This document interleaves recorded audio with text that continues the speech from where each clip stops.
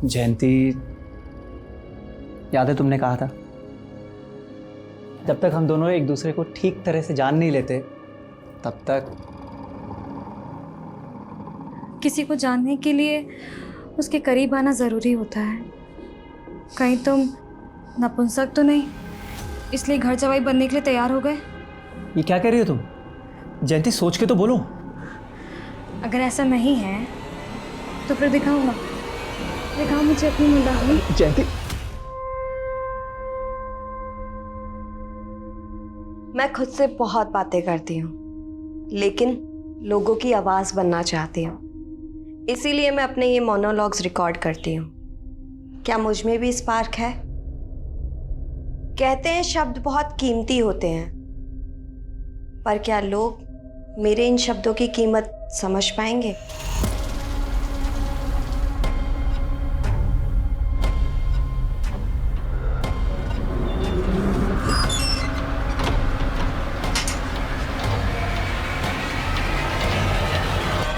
Police control room.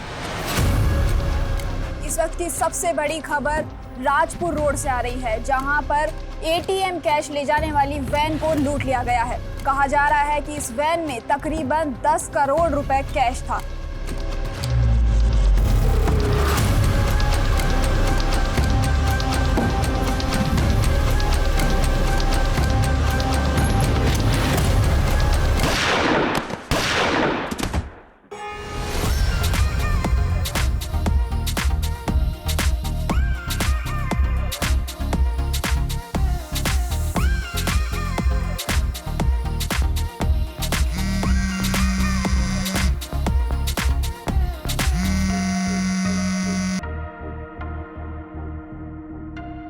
Hello hello hello. हाँ sir, मैंने अपने सोर्सेज से पता किया है, ये इन्फॉर्मेशन एकदम करेक्ट है। सर, एक इलीगल आर्म डीलिंग होने वाली है एक नॉन पॉलिटिशियन और गैंगस्टर के बीच में। सर प्लीज़ मुझे ये स्टोरी कवर करनी है, और सर मैंने स्टिंग की तैयारी भी कर ली है। Thank you so much sir.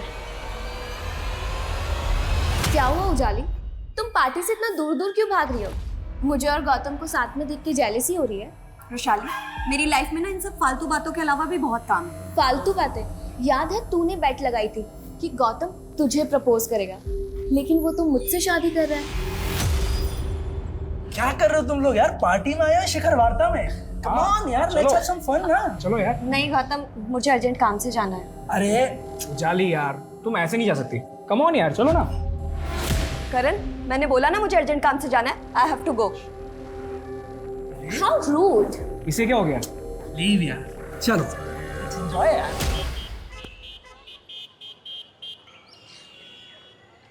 ये तीसरा कॉन्ट्रैक्ट हाथ से निकल गया है। I am damn sure company का कोई एम्प्लॉय हमारे कोटेशंस लीक कर रहा है।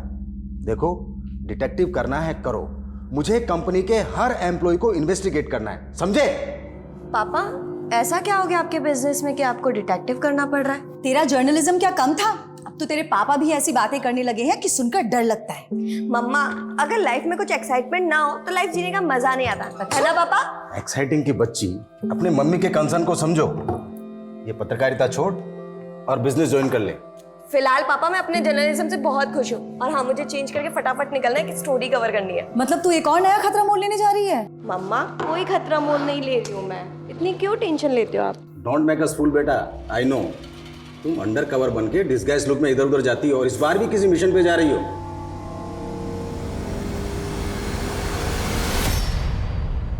I will expose him. I will expose him.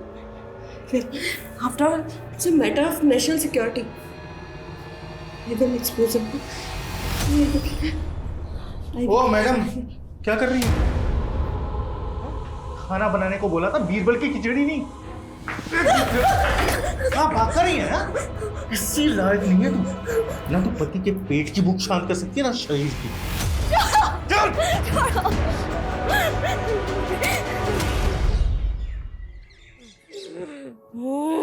बाबा, 1 महीने पहले मेरी इससे शादी हुई थी, लेकिन जब भी मैं इसके साथ संबंध बनाने की कोशिश करता हूँ ना, इसके अंदर भूत आ जाता है। बोल, कौन है तू?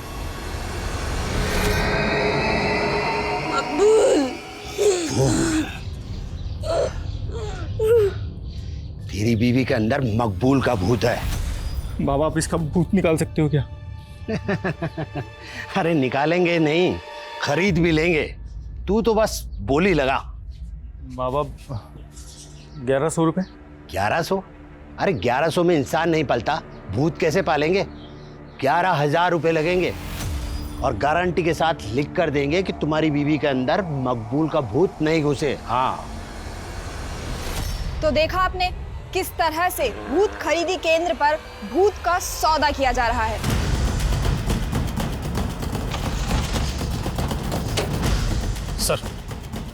सर कोई इस लड़की को यहाँ अर्थी पे छोड़ गया।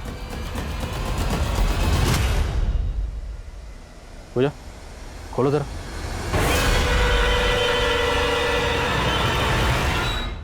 गले पे स्ट्रैंगुलेशन के मार्क्स हैं और बॉडी पे इस तरह के मार्क्स हैं जैसे इसे टॉर्चर किया गया हो। सर इसका मतलब लड़की को मार के इसकी लाश को यहाँ डंप किया गया। एरिया में जितने भी शमशान हैं सब जगह पता करो, शायद इस लड़की को लीड मिले। Yes sir.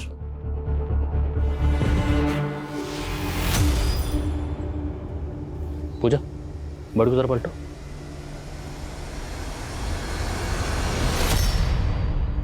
तीन साल पुराना न्यूज़पेपर, कौन हो सकती है ये लड़की?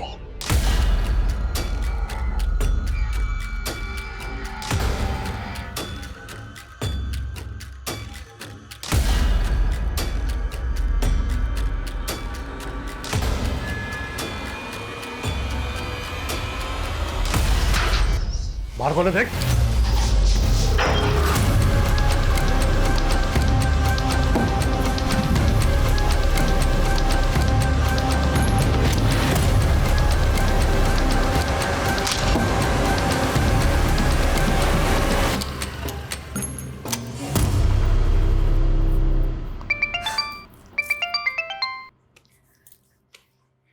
यस बॉस, काम हो गया। मैं अब भी आपको फुटेज सेंड करती हूँ।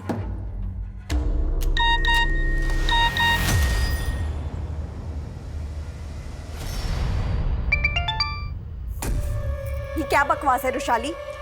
एक्चुअली ना मैंने गौतम के साथ बहुत मेमोरेबल टाइम स्पेंड किया, सोचा तुझे बता दूं। तू मुझे जेलस फील कराने के लिए इतनी हद तक गिर सकती है, ये मैं सोच भी नहीं सकती थी। तू रुक, अभी मैं गौतम को पूरी सच्चाई बताती हूँ कि तू कितनी गिरी हुई लड़की है।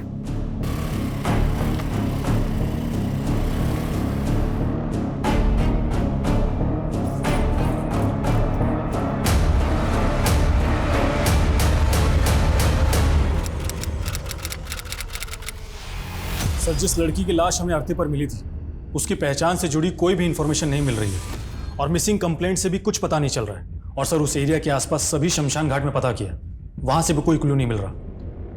ये नेचुरल डेथ नहीं है। पोस्टमार्टम रिपोर्ट के मुताबिक विक्टिम की मौत गला दबाकर की गई और विक्टिम की बॉडी पर और उसके प्राइवेट पार्ट में प्रॉन्ग इंजरीज के मार्क्स। एक काम करो, यहाँ कहीं भी अर्थी का सामान मिलता है वहाँ पता करो, शायद कोई लीड मिले। और विक्टिम की तस्वीर सभी अखबारों और सोशल मीडिया पर सर्कुलेट करवाओ, शायद कुछ शिनाख्त के लिए आ गया। सर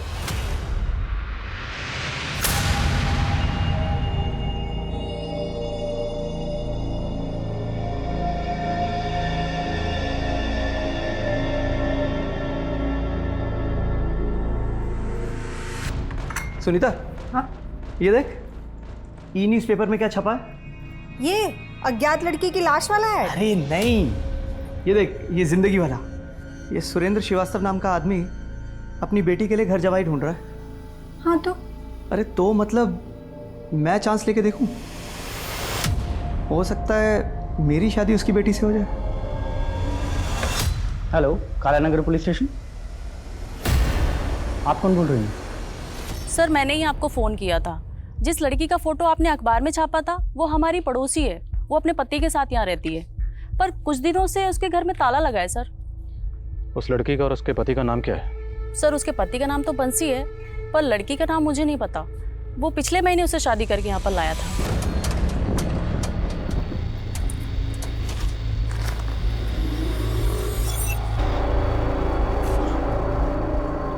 आ जाओ, डरो मत, इधर।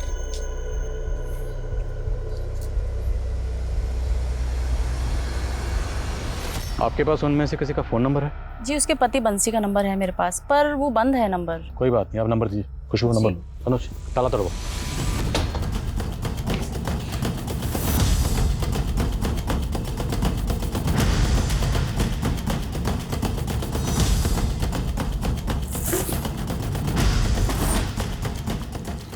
सर, बंसी की पासबुक मिली है।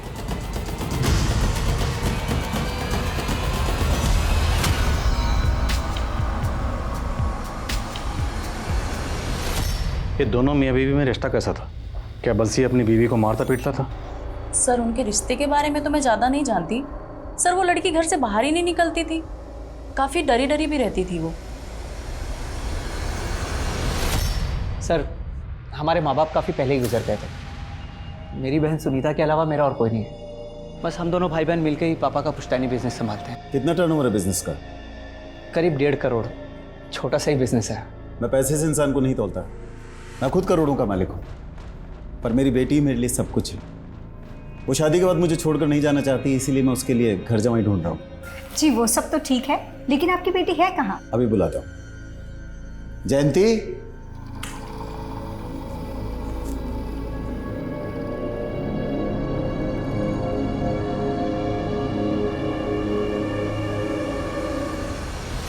सर बंसी की ट्रांजैक्शन से पता चला है कि उसके अकाउंट में चौधरी ट्रांसपोर्ट से फंड ट्रांसफर होता था। मैंने चौधरी ट्रांसपोर्ट में पता किया, वो वहाँ पे एक ड्राइवर था और उसकी कंपनी वालों का कहना है कि 11 दिन पहले वो पंजाब एक डिलीवरी लेकर गया था, लेकिन अभी तक लौटा नहीं है। पता करो पंजाब में कहाँ गया था और इस वक्त वो कहाँ है। Okay sir. सर एक लोकल चैनल न्यूज़ की क्लिप में वो लड़की दिखाई दे रही है जिसका मर्डर हुआ था।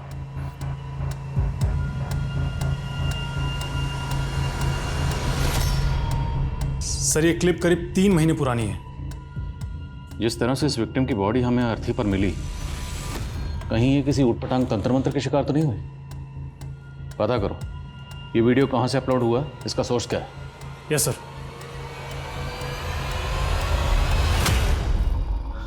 बेटा शादी पक्की करने से पहले मैं तुमको अपने परिवार की एक रस्म के बारे में बताना चाहता हूँ। पापा अभी सब रहने दीजिए ना। अब बेटा रस्म है तो निभानी तो पड़ेगी ना। नहीं नहीं, प्लीज़ बताइए ना क्या रस्म। बेटा रस्म ये है कि हमारे यहाँ लड़का जब घर जमाई बन के आता है तो वो दहेज लेकर आता है।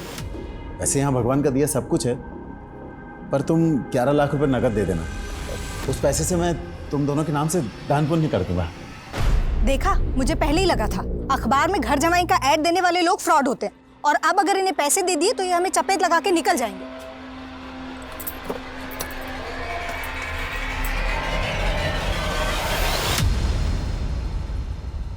नहीं सर, मैंने किसी को टॉर्चर नहीं किया। यहाँ लोग अपनी श्रद्धा से अपना भूत उतरवाने के लिए आते हैं। जिस लड़की का तूने भूत उतारा था ना, उसका रेप हुआ और कत्ल हुआ। अब सीधा सीधा ये बता कि तेरा इसमें क्या लेना देना, वरना तेरा भूत उतार दूंगा। सर आगे कुछ मत बोलिए। सर ये लड़की 3 महीने पहले यहाँ आई थी, इसका मर्डर हो गया तो मैं क्या कर सकता हूँ सर। ये लड़की यहाँ पर अकेली आई थी? नहीं सर, इसका पति से यहाँ लाया था। पति? अनुज इस आदमी के साथ आई थी? नहीं सर, ये नहीं, कोई दूसरा आदमी था। दूसरा आदमी? हाँ सर। सर आप उस वीडियो में देखिए ना, वो आदमी दिखाई दे रहा है। पक्का यही आदमी इस लड़की को यहाँ लेकर आया था? जी सर। कौन है आदमी, कहाँ रहता है? सर मुझे नहीं पता, यहाँ तो लोग बाग दूर दूर से आते हैं। अब कौन कहाँ रहता है मुझे क्या मालूम।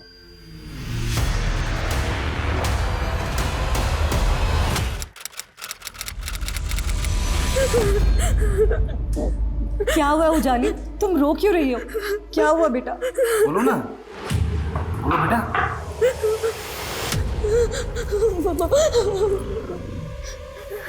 ले चलो इसे। कहाँ ले जा रहे हो उसे? नहीं उजाली, छोड़ो। पापा मैंने कुछ नहीं किया। पापा सुनिए तो सही, फ्रेंड रुशाली का मर्डर किया है तुमने? नहीं पापा, मैंने कोई मर्डर नहीं किया। पापा रुशाली के घर के बाहर सीसीटीवी में कैप्चर हुई थी तुम, तुम्हारे कपड़ों पर खून लगा हुआ था, मर्डर करके भागी थी वहां से। डालो गाड़ी में से। नहीं पापा, मैंने कोई मर्डर नहीं किया। पापा प्लीज नहीं। पापा उजाली,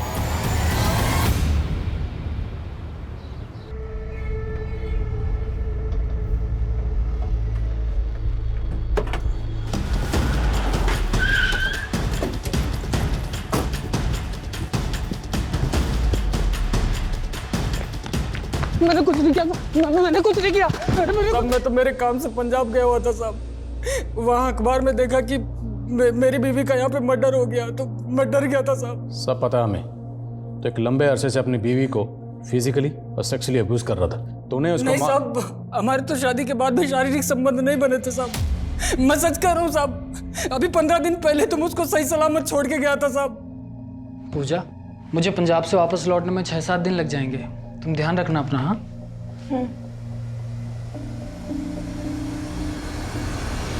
साहब, आप चाहे तो पता कर लीजिए, मैं पिछले 15 दिन से पंजाब में ही था साहब। मैंने पूजा को नहीं मारा साहब। तुम्हारी बीवी का नाम पूजा है? हाँ साहब। कहाँ की रहने वाली थी? परिवार में कौन कौन है? उसके परिवार का कुछ पता नहीं था साहब। तेरी बीवी थी वो कहाँ की रहने वाली थी? परिवार में कौन कौन है? तुझे कुछ नहीं पता? दरअसल वो मेरे दोस्त की बीवी थी साहब। क्या? हाँ साहब, उसका पहला पति उसको बहुत मारता था साहब। ये क्या कर रहा है निरंतर? वो मेरी बीवी है बे। तू कौन होता है बे बीच में बोलने वाला? हो चलो पूजा, चलो यहाँ से।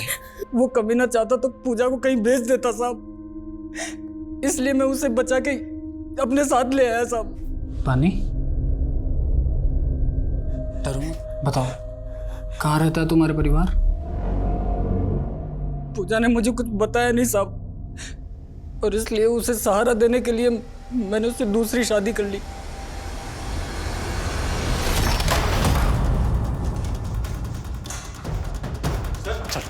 सर हुआ क्या सर? लेके जाओ सर। नहीं बात तो सुनो सर। सर लेकिन हुआ क्या है?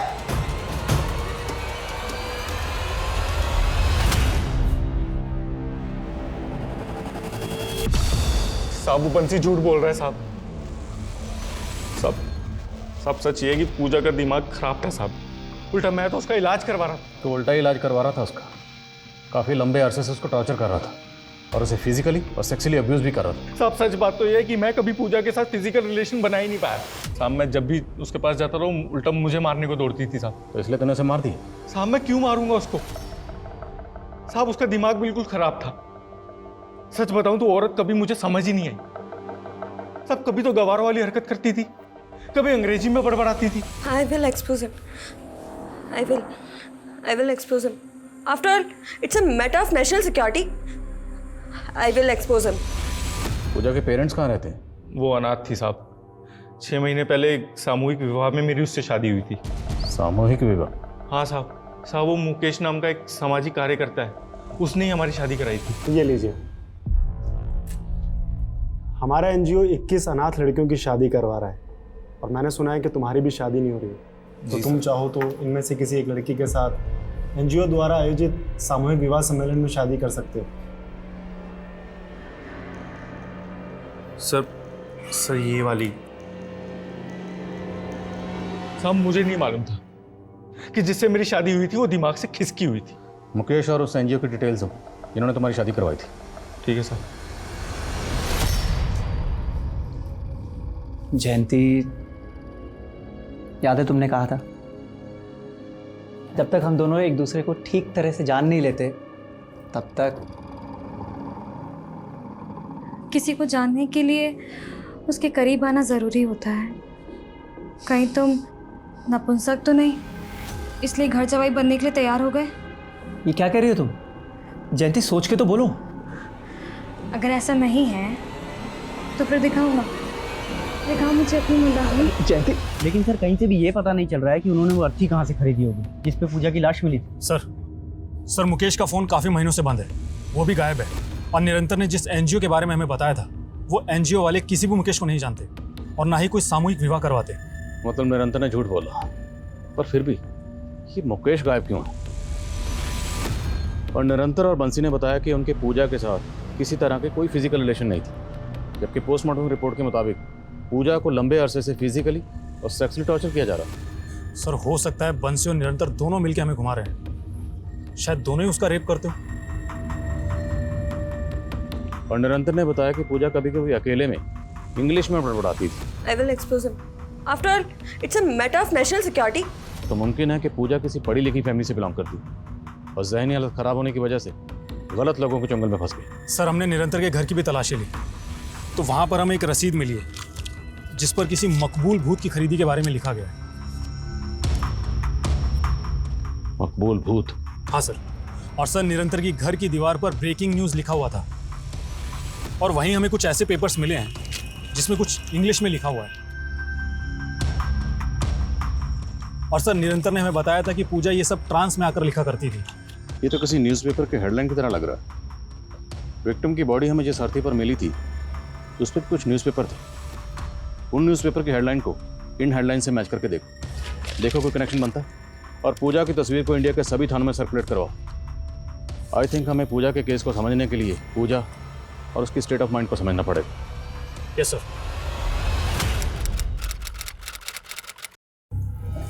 सर मैं एक जर्नलिस्ट हूँ और मैं एक सीक्रेट मिशन पर काम कर रही थी। रुशाली केस में मुझे ज़बरदस्ती फंसाया जा रहा है ताकि मुझे मेरे केस से दूर किया जा सके। कहानियां सुनाकर तुम हमें नहीं उलझा सकती। रुशाली की मौत के वक्त तुम उसके घर में मौजूद थी। सर मैं वहाँ सिर्फ गौतम से मिलने गई थी और जब मैं वहाँ पहुँची तो मैंने देखा कि और इसी वजह से मेरे कपड़ों पर खून लग गया। और कपड़ों पर खून लगने की वजह से मैं घबरा गई, मुझे कुछ समझ नहीं आया। मैं अपने घर चली गई। बस मैंने ये गलती कर दी। मुझे उसी वक्त आप लोगों को कॉल करना चाहिए था। लेकिन किया नहीं। ये तुम्हारा मोबाइल भी चेक करवाया हमने। ये वीडियो दिखा के ब्लैकमेल कर रही थी ना तुम रुशाली को? नहीं सर, बल्कि ये वीडियो रुशाली ने खुद मुझे भेजा था। झूठ मत बोलो। तुम्हारे खिलाफ गौतम ने भी स्टेटमेंट दिया है। सर एक बार पहले उजाली ने मुझे प्रपोज किया था, लेकिन मैंने उसे क्लियर कर दिया था कि मैं रुशाली से प्यार करता हूँ। इसी जेलसी के चलते तुमने रुशाली का मर्डर? नहीं सर, ट्रस्ट में मैंने किसी को नहीं मारा है, मैंने किसी का खून नहीं किया है सर।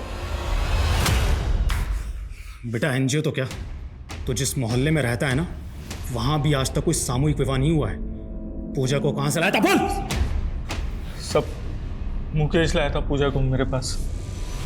कहां से लाया था? साहब 51,000 रुपये में खरीदा था मैंने मुकेश से पूजा को साहब। लेकिन मेरी कोई गलत मंशा नहीं थी साहब, मेरी शादी नहीं हो रही थी और मुझे अपना घर संभालने के लिए एक औरत चाहिए थी। तो ये मकबूल कौन है? साहब वही तो वो भूत है जो पूजा में घुसा था। निरंतर और चिराग बाबा मकबूल को भूत बता रहे हैं। तो जब पूजा तुम्हारे साथ रह रही थी, पूजा ने कभी भी तुम्हारे सामने इस मकबूल का जिक्र किया था? मकबूल? नहीं सर, लेकिन अक्सर वो नींद में बहुत बेचैन हो जाती थी सर। नहीं छोड़ो, नहीं नहीं छोड़ो मुझे, छोड़ो पूजा, पूजा क्या हुआ? पूजा नींद में यासिर का नाम बड़बड़ाती थी। तो आपने कभी किसी यासिर को पूजा के साथ देखा था? मुझे नहीं पता ये यासिर और मकबूल कौन है, लेकिन कुछ तो बहुत बुरा हुआ था सर पूजा के साथ, जिससे उसकी दिमागी हालत इतनी बिगड़ गई। मकबूल और यासिर, ये दोनों कौन हैं, कहाँ के रहने वाले हैं, कोई नहीं जानता और ना ही इन दोनों को किसी ने देखा है। और अभी तक की तहकीकात के मुताबिक मुकेश ही वो आखिरी शख्स है जो पूजा को यहाँ लाया था। तो मुकेश के कॉल रिकॉर्ड चेक करो और चेक करो कि उसमें मकबूल और यासिर का कोई नंबर मिलता है। Yes sir.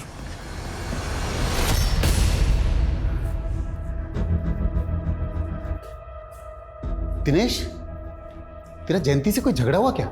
झगड़ा नहीं तो पापा। जयंती का सुबह से कुछ पता नहीं, फोन भी स्विच ऑफ आ रहा है, पता नहीं कहाँ चली गई। सुबह से गायब है। कहाँ जा सकती है? हेलो जी, बोल रहा हूँ। क्या? नहीं, देखो तुम मेरी बेटी को, मेरे पास इतना रुपए नहीं है भाई। हेलो हेलो पापा, कौन था ये? बेटा किसी ने जयंती को किडनैप कर लिया है और फिरौती में 5 करोड़ रुपए मांग रहा है। What? पापा हमें तुरंत पुलिस को इन्फॉर्म करना चाहिए। आइए नहीं, नहीं पापा। उसने धमकी दी है कि अगर हमने ऐसा किया तो जयंती को, क्या करूं? कितना भी जोर लगा लूं पर 2 करोड़ से ज्यादा का इंतजाम नहीं कर सकता मैं। तू कुछ करना बेटा। पापा मैं इतने पैसे, बीवी है वो तेरी, अरे अपनी बीवी के लिए इतना नहीं कर सकता? किडनैपर ने हमें केवल 24 घंटे की मोहलत दी है बेटा। पापा आप फिक्र मत कीजिए, मैं कुछ करता हूं। सर मुकेश के सीडीआर में किसी यासिर और मकबूल का नंबर नहीं मिला है, बल्कि उसके सीडीआर में कई फेक आईडीज के नंबर्स हैं। अगर मुकेश ने पूजा को किसी को बेचा था तो जाहिर है वो सेक्स रैकेट और ह्यूमन ट्रैफिकिंग से भी जुड़ा होगा। एक काम करो, एरिया के जितने भी ब्रॉथल सब जगह चेक करो और ह्यूमन ट्रैफिकिंग से जुड़े केसेस स्टडी करो। शायद इस मुकेश की कोई लीड मिले। Yes sir. सर हमें सर कानपुर पुलिस से पूजा की एक इन्फॉर्मेशन मिली। उनका कहना है कि ये लड़की पूजा नहीं बल्कि उजाली नाम की एक जर्नलिस्ट थी सर, जो किसी रुशाली नाम की लड़की के मर्डर केस में प्राइम सस्पेक्ट भी थी। और सर ये उजाली उस मर्डर केस में बेल पर थी, जिसके बाद से वो फरार है। तब से कानपुर पुलिस इसकी तलाश कर रही है। तो मतलब हमारे केस की विक्टिम मर्डर केस की सस्पेक्ट थी।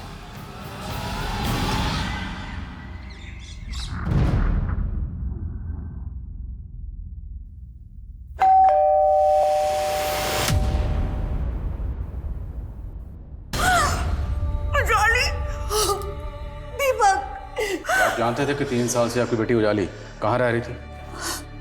सर मैं तो खुद पिछले 3 साल से इसको ढूंढ रहा हूँ, लेकिन ये एक मर्डर केस में एब्सकॉन्डिंग है, राइट? मेरी बेटी बेकसूर थी, कोर्ट ने उसको जमानत भी दी थी।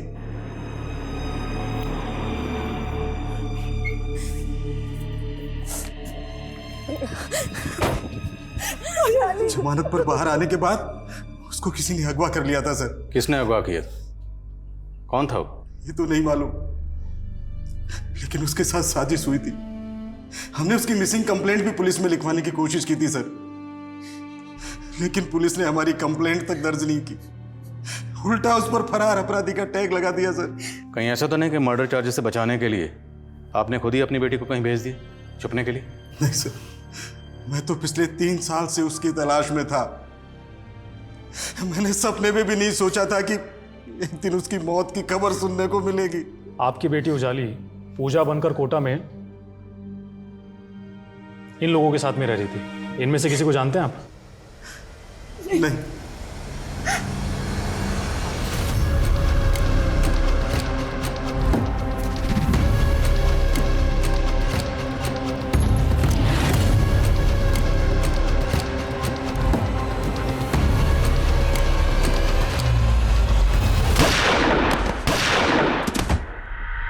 सर 7 दिन पहले राजपुर रोड पर जो एटीएम कैश वैन लूटी गई थी, उस केस में राजपुर पुलिस ने मकबूल और यासिर नाम के इन 2 क्रिमिनल्स को जीरो डाउन किया है जिन्होंने ये लूट की थी।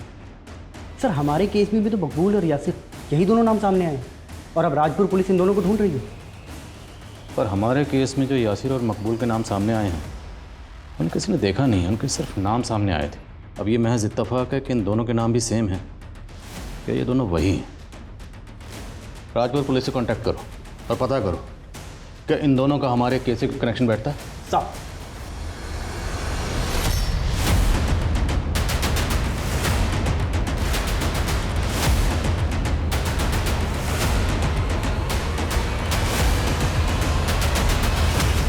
सर रुशाली मर्डर केस में रुशाली के जिन दोस्तों के स्टेटमेंट लिए गए थे उनसे तो यही पता चला है कि उजाली की कभी भी रुशाली से नहीं बनती थी।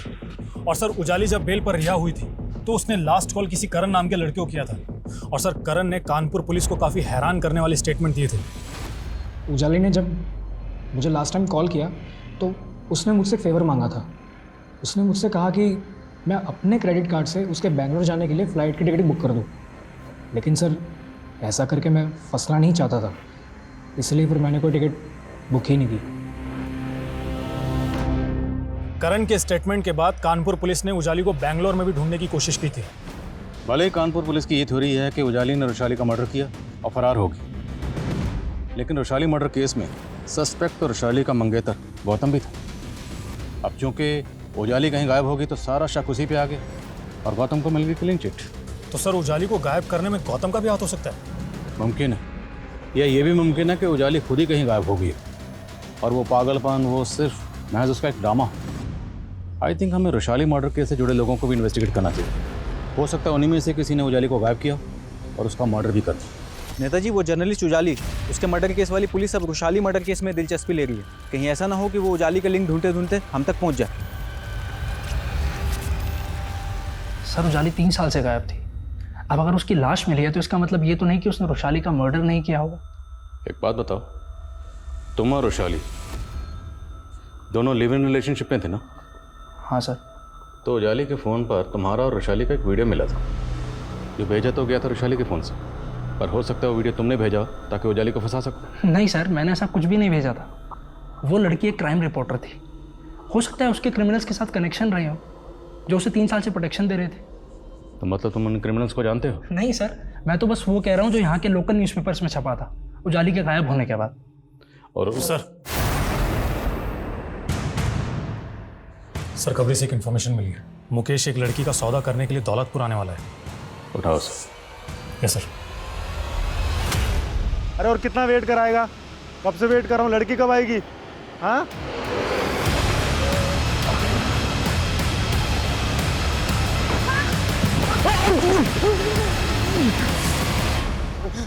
सब मैं सब कुछ बताता हूँ साहब। मैं मानता हूँ कि मैंने उस लड़की को निरंतर को बेचा था, लेकिन साहब मैंने उसको मारा नहीं साहब, मैं सच कहता हूँ। अब ये बता कि लड़की तेरे हाथ कैसे लगी थी? उस लड़की को मैंने 2 क्रिमिनल से खरीदा था। उनका नाम यासिर और मकबूल है। उन दोनों का जब उस लड़की से जी भर गया तो उन्होंने मुझे भेज दिया साहब। क्या यही दोनों मकबूल और यासिर है? हाँ साहब, यही दोनों है। ये दोनों कहाँ मिलेंगे? और उजाली इनके हाथ कैसे लगी बोल? मैं कुछ नहीं जानता हूँ साहब, इसके अलावा मैं कुछ नहीं जानता हूँ, मैं सच कहता हूँ साहब। हेलो,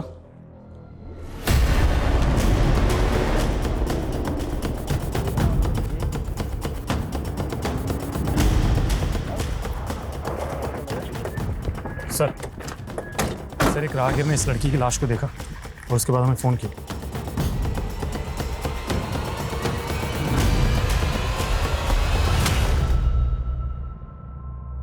ठीक है, फिर भी आसपास चेक करो, कोई सीसीटीवी है क्या? और बॉडी को पोस्टमार्टम के लिए भेजो। Yes sir. सर ये पर्स मिला है, इसी लड़की का है। पर्स में आधार कार्ड, एटीएम कार्ड और कैश भी है। ज्वेलरी भी इंटैक्ट है, कैश नहीं लूटा गया, तो मतलब मकसद लूटपाट तो नहीं हो सकता। नाम क्या है? जयंती श्रीवास्तव। फैमिली से कांटेक्ट करो। सर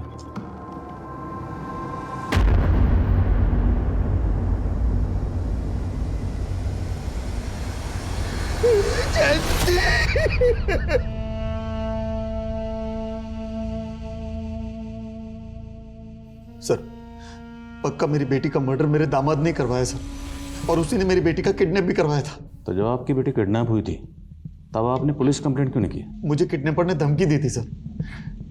मैं सब कुछ वैसे ही करता रहा जो मेरा दामाद मुझे बोलता रहा। उल्टा उसने मेरा भरोसा जीतने के लिए 5 करोड़ की फिरौती में से 1.5 करोड़ रुपए का इंतजाम भी किया, और उसके बाद वो रुपए लेकर गायब हो गया सर। आपके पास आपके दामाद की कोई तस्वीर वगैरह? हाँ सर, ये मेरा दामाद दिनेश और ये उसकी बहन सुनीता। मैं इनके घर भी गया था सर, पर पता चला ये लोग किराए के मकान में रहते थे, वहां से खाली करके जा चुके हैं सर। कोई बात नहीं, जहाँ पे आपका दामाद किराए पे रहता था वहाँ का एड्रेस दीजिए और उसके अनुज एड्रेस लो, आप जाइए इनके साथ। अंसारी सर, राजपुर पुलिस को मकबूल और यासिर की लाश मिली, लेकिन सर उन्हें उनके पास से लूट का पैसा नहीं मिला। ये कोई बड़ा गेम है। मकबूल और यासिर को इसलिए मारा गया ताकि हमें पता ही ना चले कि उजाली उनके जंगल में कैसे पहुंची। ये जो भी है, उजाली की प्रेजेंट लाइफ या उसके 3 साल पहले की ज़िंदगी से जुड़ा हो सकता है। एक काम करो, राजपुरा पुलिस से यासिर और मकबूल दोनों के डिटेल्स निकलो। Okay sir. क्या आपने सच में 3 साल पहले उजाली को इस केस से बचाने के लिए कहीं छुपा दिया था? ये क्या बोल रही हो तुम सुमन? अगर आप उसे बचाना चाहते थे तो फिर उसका मर्डर कैसे हो गया? किसने मारा उसे? किसने मारा मेरी बच्ची को? हाँ ठीक है, जैसे पता चलता मुझे बताओ। सर मैं जयंती के फादर को जयंती की ज्वेलरीज और कैश हैंड ओवर कर रहा था, तो उन्होंने उसमें से रिंग लेने से मना कर दिया।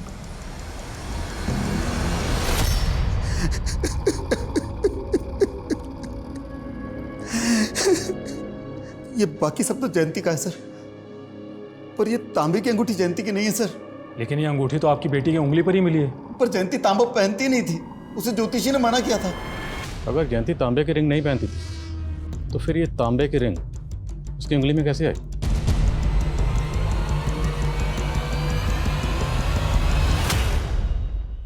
काम करो, उजाली के बॉर्डर पे हमें जो जो सामान मिला था वो सामान लेकर आओ तुरंत। Yes sir.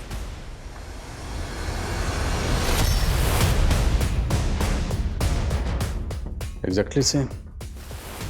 अब क्या ये महज इत्तेफाक है कि दोनों विक्टिम्स ने सेम अंगूठियाँ पहनी हुई थी, या फिर इन दोनों केसेस की कहानियाँ इन दो अंगूठियों में कहीं छुपी हुई? तो मतलब जयंती और उजाली का केसेस आपस में कनेक्टेड है और पूरे चांसेस हैं कि दोनों का कातिल कोई एक ही है, दिनेश और सुनीता की लीड। सर फिलहाल तो उन दोनों के बारे में कुछ भी पता नहीं चल रहा है। जितनी जल्दी हो सके पता करो, और ये भी पता करो क्या उजाली का इन दोनों से कोई कनेक्शन था। और हाल फिलहाल में जितने भी इस तरह के मर्डर केसेस हुए सब स्टडी करो, चेक करो क्या उन केसेस में कोई ऐसा केस है जिसकी सिमिलरिटी हमारे केस से। Okay sir.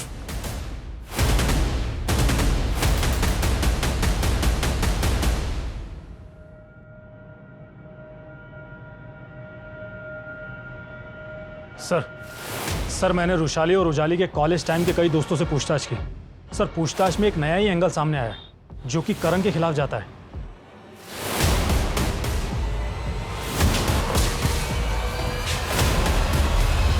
सर देखिए, मैंने जो आपको पहले बताया था मैं अब भी वही कहूँगा। उजाली का जब लास्ट टाइम कॉल आया था तो वो बैंगलोर जाने की फ्लाइट की 3 साल से तो यही रट लगा रहा है। एक बात बता, रुशाली का अफेयर तो तेरे साथ था, फिर वो गौतम से शादी क्यों कर रही थी? क्या सबूत है आपके पास? और आप लोग इस तरह से मुझे देखिए सर, आप जानते नहीं मेरे पापा कौन है। मेरे पापा की पूरी पोल हम खोल चुके हैं, सब पता है किस तरह का धंधे करते हैं वो। दूसरों की ज़मीन हड़पने के लिए मकबूल और यासिर जैसे गुंडों का सहारा लेते हैं। अब सीधे बोल, वरना तू किसी के सहारे के लायक नहीं बचेगा। नहीं बोलेगा? उधेड़ो जरा इसको। बता दो सर, बता दो। बोल। मैं रुशाली से बहुत प्यार करता था, लेकिन वो मुझे छोड़ उस गौतम के प्यार में पागल थी, इसलिए फिर मैंने उसे मार दिया। सर फिर उजाली जमानत पे बाहर आई और अपने आप को इनोसेंट साबित करने के लिए वो मुझ पे शक करने लगी। उसने मुझे फ़ोन पे धमकाया कि वो मुझे फंसा देगी, और ऐसा कुछ हो इससे पहले ही मैंने उसे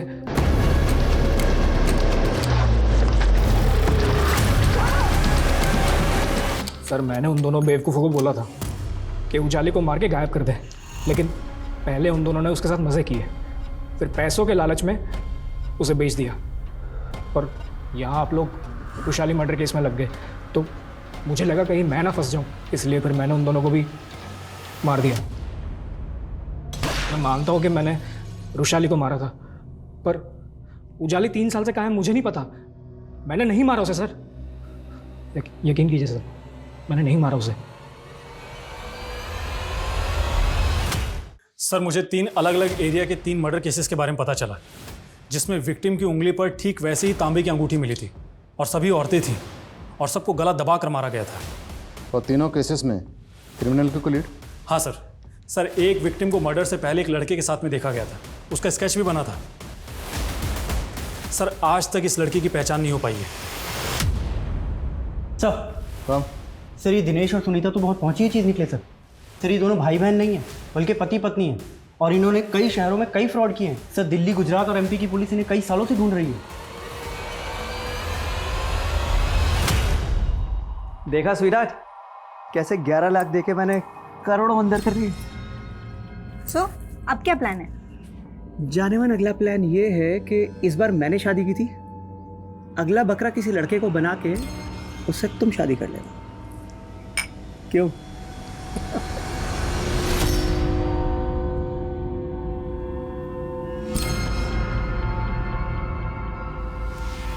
क्या कर रहा है तू? मुझे शादी करनी है, मेरी शादी करवा दो, वरना मैं ना इधर से कूद जाऊंगा। मैं दिमाग खराब हो गया तेरा? इस स्केच को अच्छे से देखो, इस आदमी को जानते हो? साहब इसको तो मैं जानता हूँ, इस पे भी भूत आता था। जब मैं बंसी के घर जाता था उसे मिलने, तो इसकी बहन ने ही मुझे चिराग बाबा के बारे में बताया था। बहुत घुमा लिया तूने हमें। बोल कहाँ है तेरा भाई?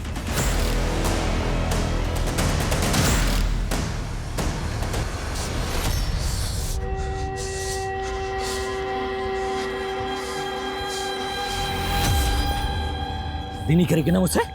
शादी नहीं करेगी मुझसे?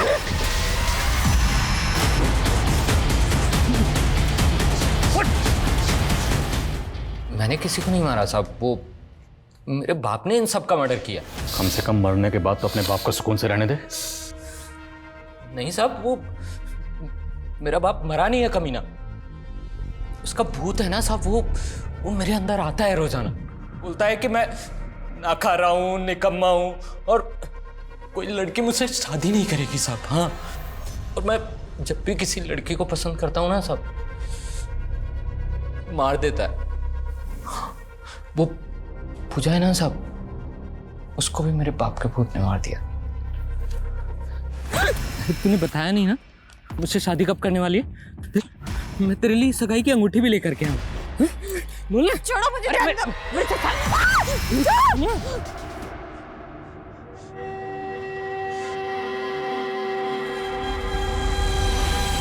तूने पूजा की लाश को अर्थी पर क्यों रखा था? मैंने जब उसको मारा था ना साहब, तो वहाँ एक अर्थी पड़ी थी, लावारिस। हाँ, तो मैंने बांध दिया साहब, सोचा कि मुक्ति मिल जाएगी उसको, बस ऐसे ही।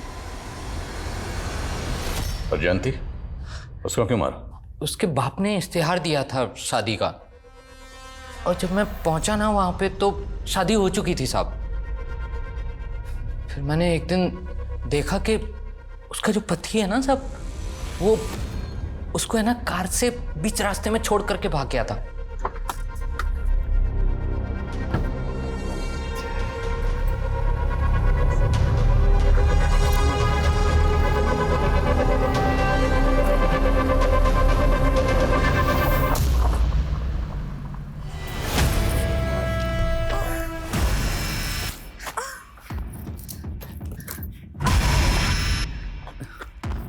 पति था ना तुम्हारा? हाँ? एक काम करो, तुम उसे छोड़ दो। हाँ, मुझसे शादी कर लो। हाँ, मुझसे शादी कर लो ना। क्या बोल रहे हो? अरे मुझसे शादी कर लो ना। मुझे छोड़ो, छोड़ो मुझे। मेरे अंदर है ना वो मेरे बाप का भूत आ गया।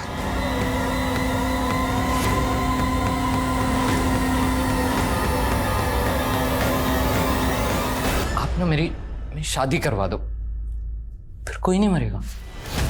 शादी नहीं, तेरी बर्बादी होगी।